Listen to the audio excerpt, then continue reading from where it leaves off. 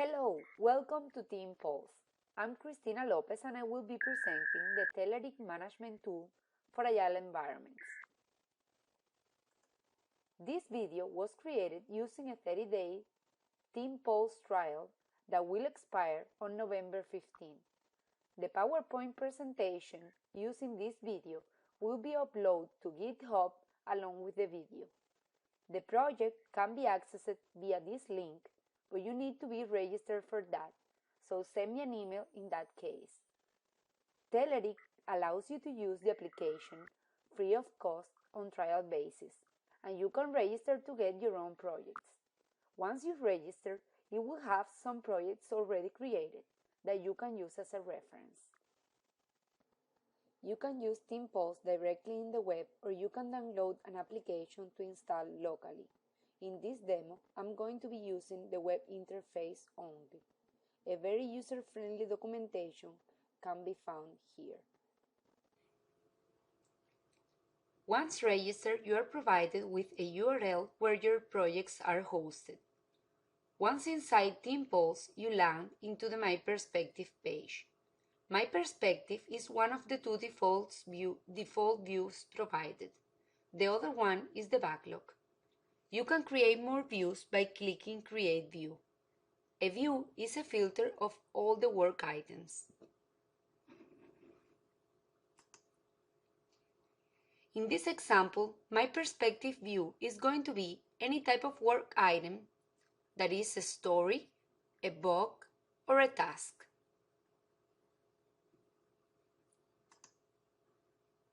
Notice that the current iteration is different in each project, and all are merged and shown here.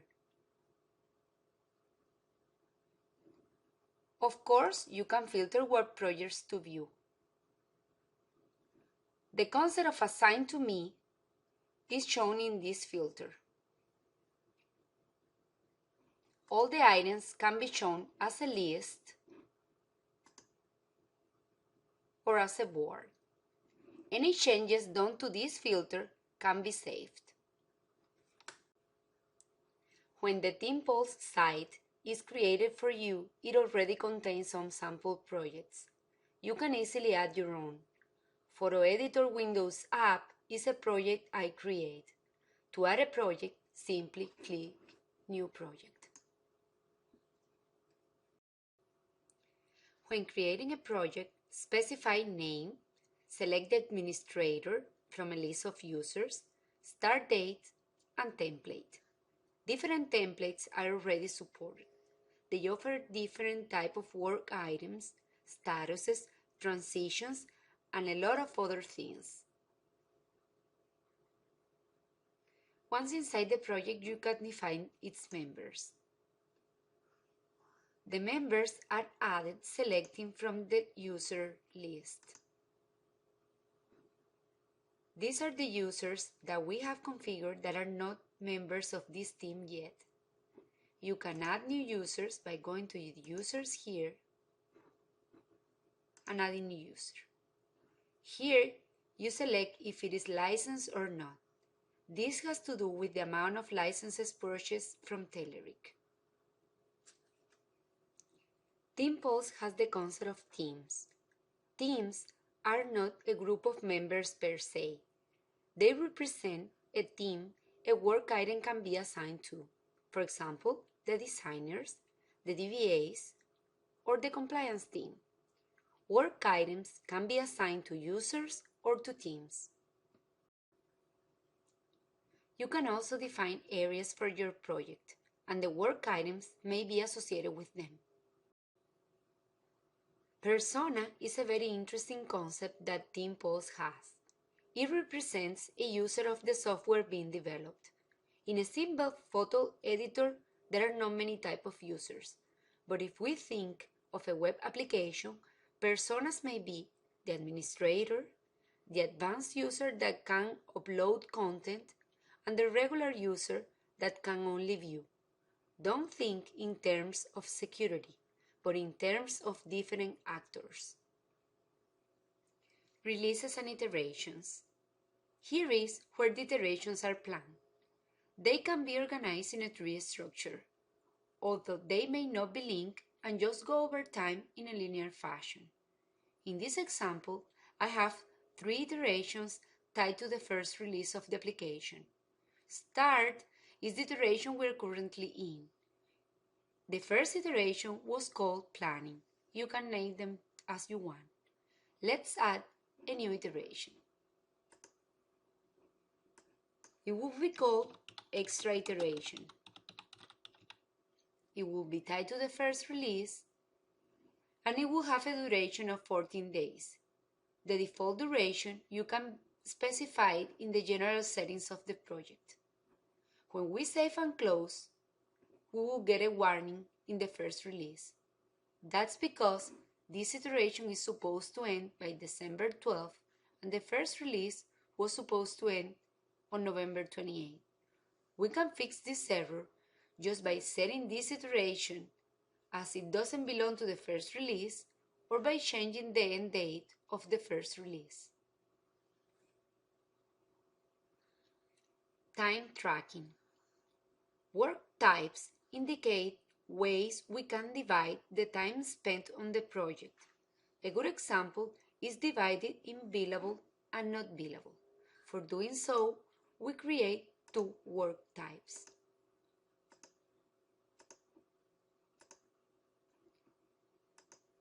General tasks.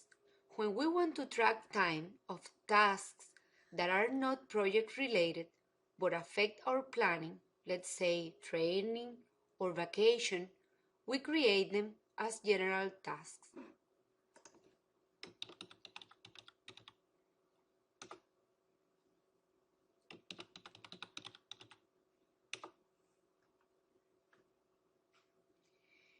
If you think about these general tasks, they are not very particular of this project.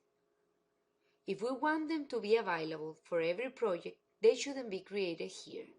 Let's delete them from here and go to Configuration, Time Tracking, Non-Project Tasks.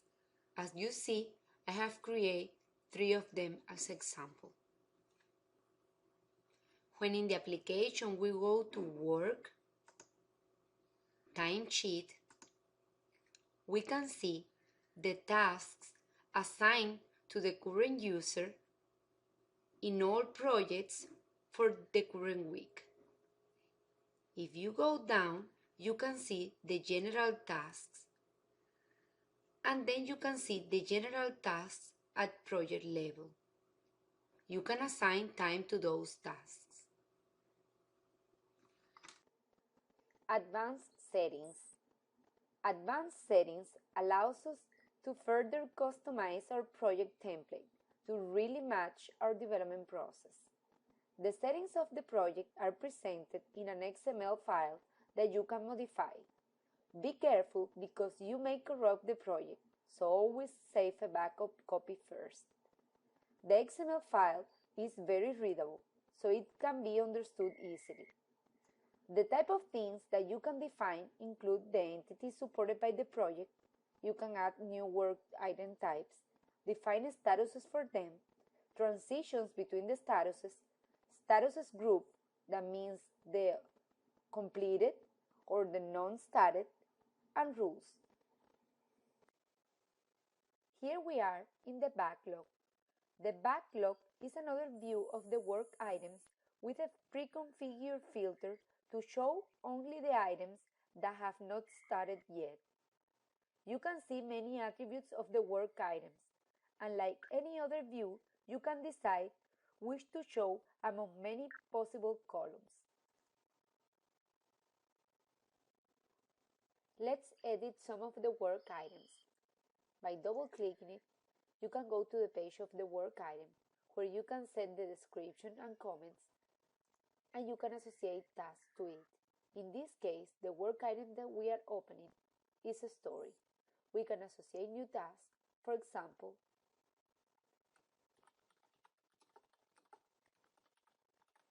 create the installer, because the user must be able to install and uninstall the application, so it will need an installer for that. We can decide the status of this. By default, it is not done. We can decide an estimate, let's say 5, and we can assign to somebody. We can design the acceptance criteria for this story.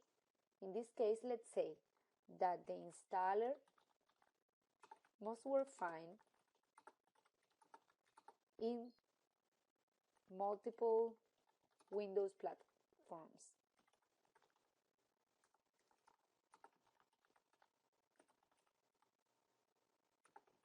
And then list the platforms.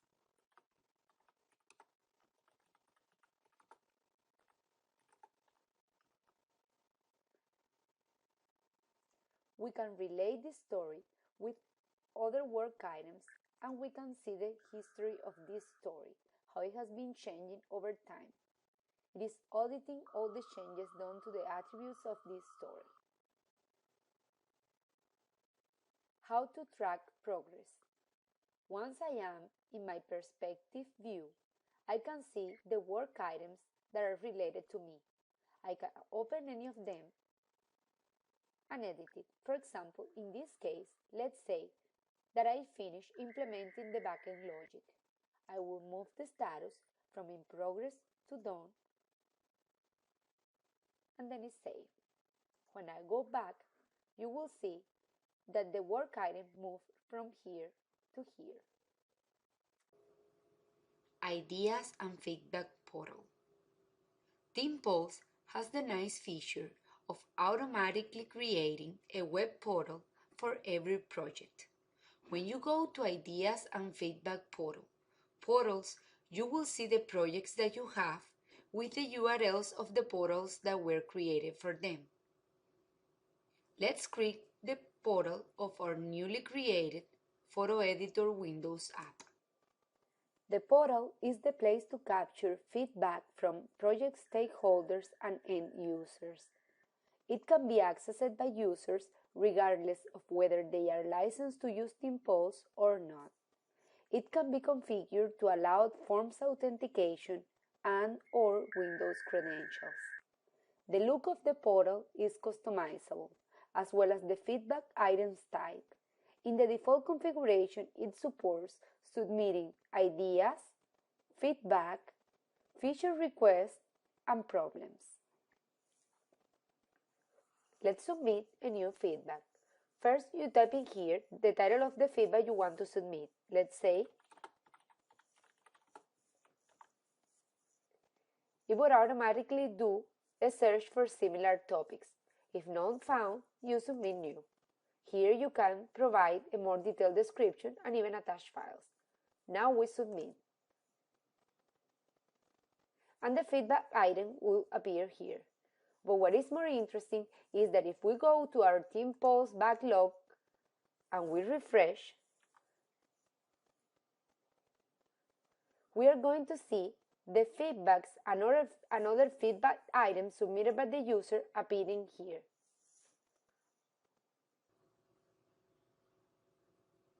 Integration.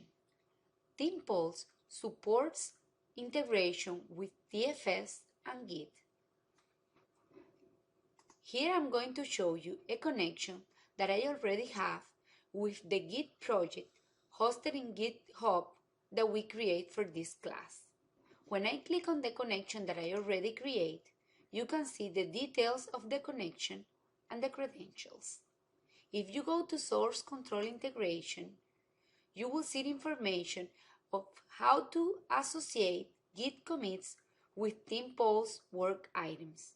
To do so, when committing code from Git, just mention the TeamPulse work item ID in the commit comment, as shown in the example. You can also log time and change item state with a commit. To enable source control integration, you have to enter the start date from which the integration is going to happen, and then save.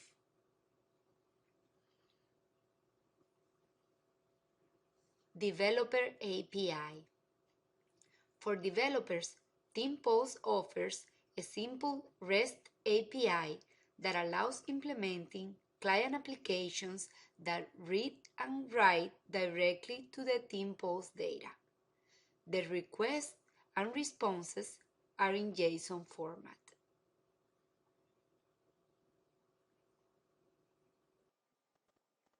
Thank you for watching this presentation. Here is the summary of the features that we have presented here. TeamPulse can be installed locally or just used via web. Supports different project templates and even advanced configurations via XML. Provides a web portal per project to capture feedback from users that automatically become work items. Integrates with TFS and Git, and provides a REST API to develop clients' applications. Thank you for watching.